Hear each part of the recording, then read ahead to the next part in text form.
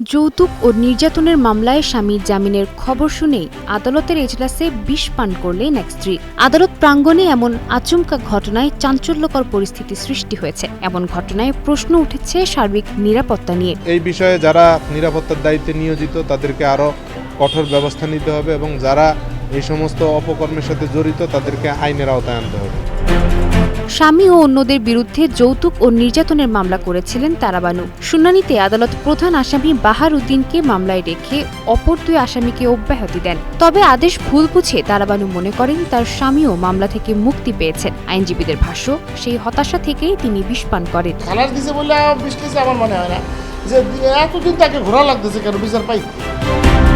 পরিবারের দাবি, প্রায় 14 বছর আগে প্রেম করে বিয়ে করেন তারাবানু ও বাহার উদ্দিন। দীর্ঘদিন প্রবাসী থেকে স্বামীর কাছে অর্থ পাঠিয়েছেন তিনি। দেশে ফিরে স্বামীর দ্বিতীয় বিয়ের খবর জানার পর থেকেই শুরু হয় বিরোধ, যা পরে আদালত পর্যন্ত গড়ায়। যারা আমার মাকে মারছে তাদের আমি বিচার চাই।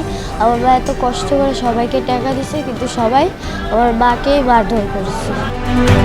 চিকিৎসকরা জানিয়েছেন, দ্রুত চিকিৎসা দেয়ায় বর্তমানে তারাবানুর অবস্থা স্থিতিশীল। আমরা সাসপেক্টেড ওপিসি পয়জনিং চিন্তা করে ওনাকে স্টোমাক ওয়াশ দেওয়া হয়েছে এবং প্রাথমিক চিকিৎসা দিয়ে রোগী আপাতত ভর্তি আছে। আমাদের এখানে ভর্তি করেছে, চিকিৎসাধীন আছে।